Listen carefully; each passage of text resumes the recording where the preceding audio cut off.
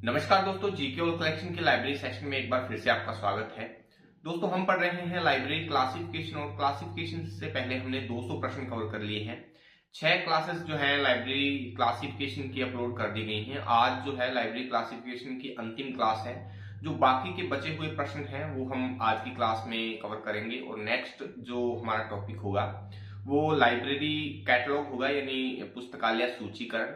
तो आज की क्लास जो है बहुत ही इंपॉर्टेंट होने वाली है। आज हम लाइब्रेरी क्लासिफिकेशन को कंप्लीट करेंगे, तो वीडियो में एंड तक जरूर बने रहिए। और चैनल पर पहली बार विजिट कर रहे हैं या अभी तक आपने जीके और कलेक्शन को सब्सक्राइब नहीं किया है तो अभी से सब्सक्राइब कर लें, क्योंकि यहाँ पर आपको लाइब्रेरी साइंस से संबंधित इसी प्रकार की जो वीडियोस हैं वो मिलती रहती हैं और जीके फैक्ट रिलेटेड जो वीडियोस हैं वो भी आपको जीके और कलेक्शन पर देखने को मिलती रहती हैं।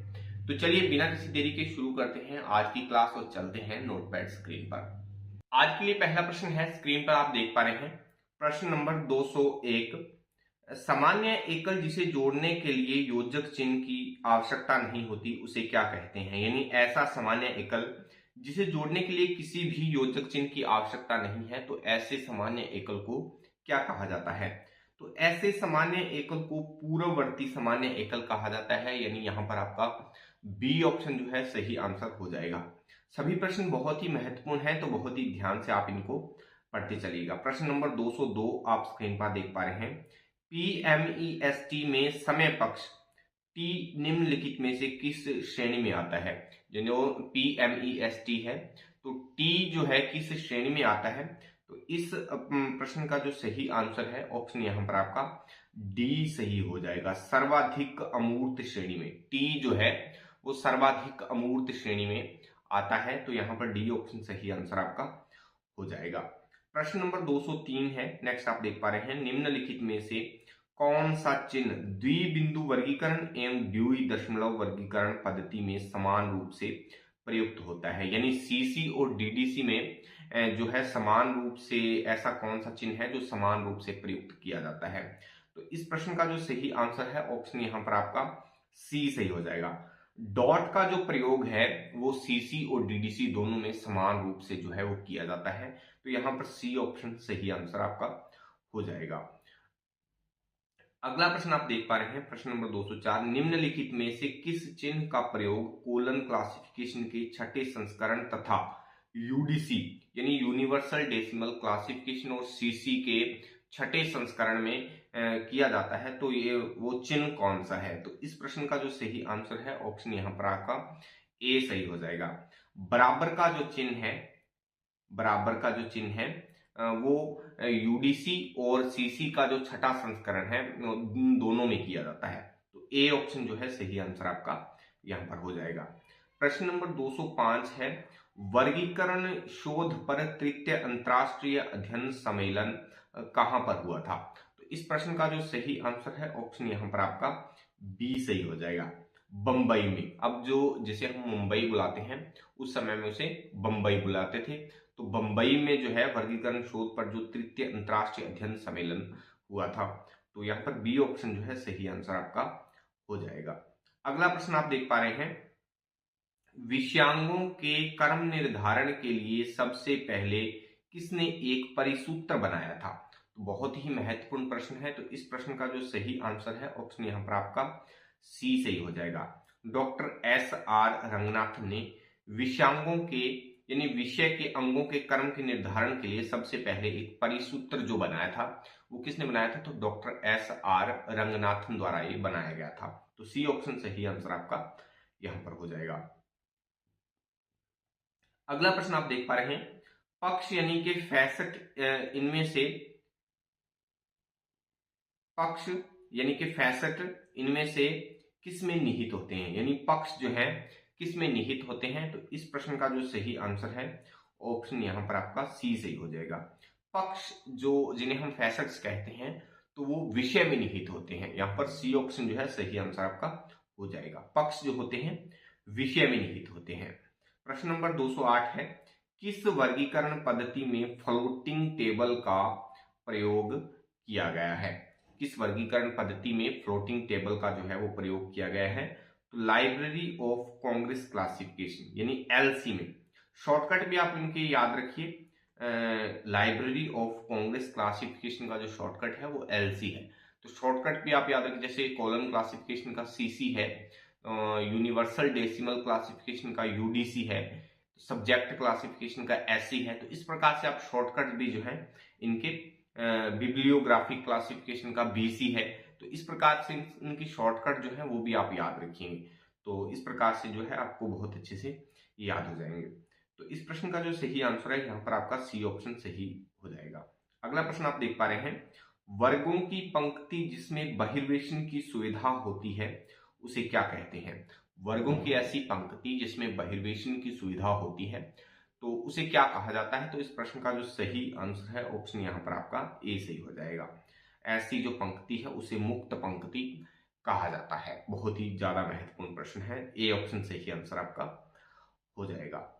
अगला प्रश्न आप स्क्रीन पर देख पा रहे हैं, एक वर्गीकरण पद्धति में अग्रलिखित ग्रंथालयों के समूह विशिष्ट ग्रंथालय, चिकित्सा ग्रंथालय और चिकित्सालय ग्रंथालय निम्नलिखित में से किसका प्रतिनिधित्व करते हैं? तो इस प्रश्न का जो सही आंसर है ऑप्शन यहाँ पर आपका बी सही हो जाएगा। पंक्ति का प्रतिनिधित्व करते हैं ऐसे ग्रंथालय, समूह विशिष्ट ग्रंथालय, चिकित्सा ग्रंथालय और चिकित्सालय ग्रंथालय जो है एक पंक्ति का जो है वो प्रतिनिधित्व करते हैं। तो बी ऑप्शन जो है सही आंसर आपका यहाँ पर हो जाएगा।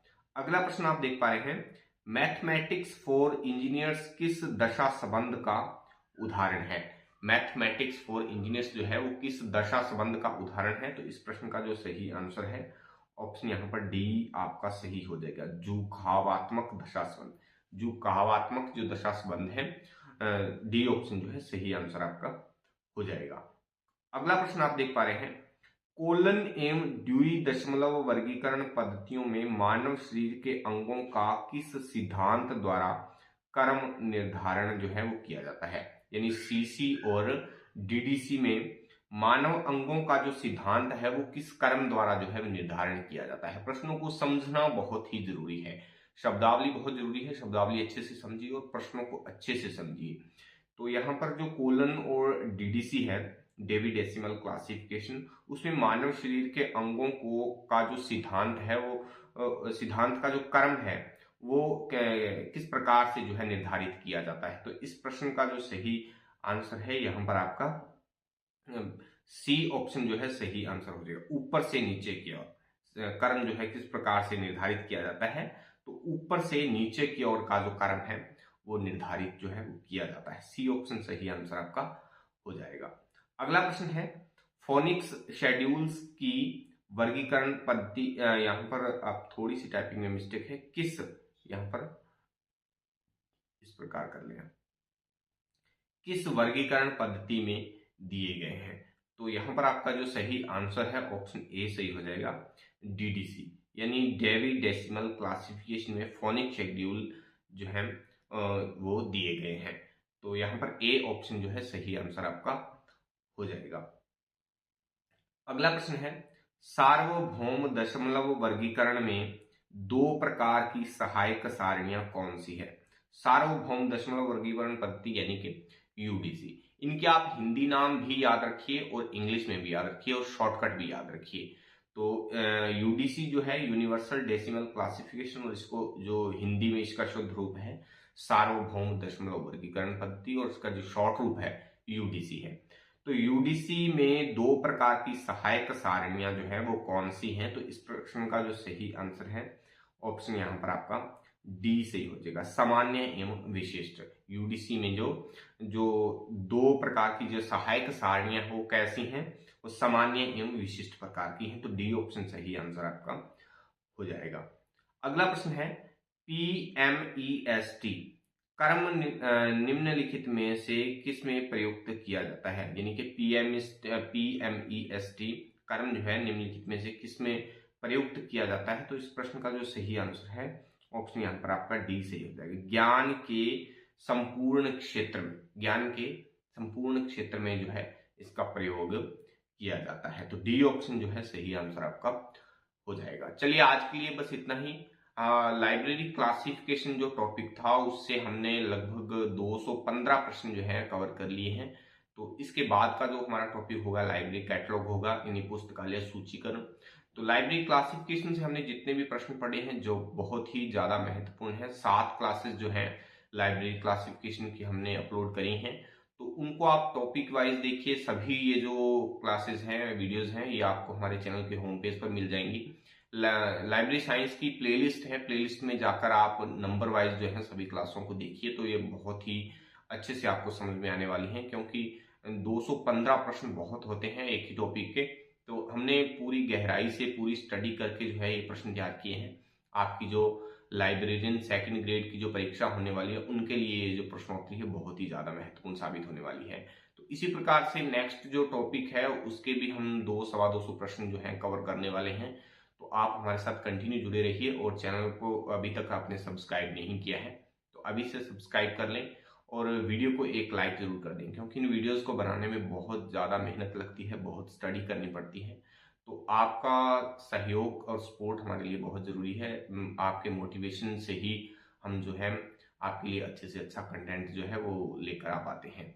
तो चलिए लाइब्रेरी कैटलॉग की नेक्स्ट वीडियो में हम जल्दी ही मिलते हैं। तब तक के लिए जय हिंद, जय भारत।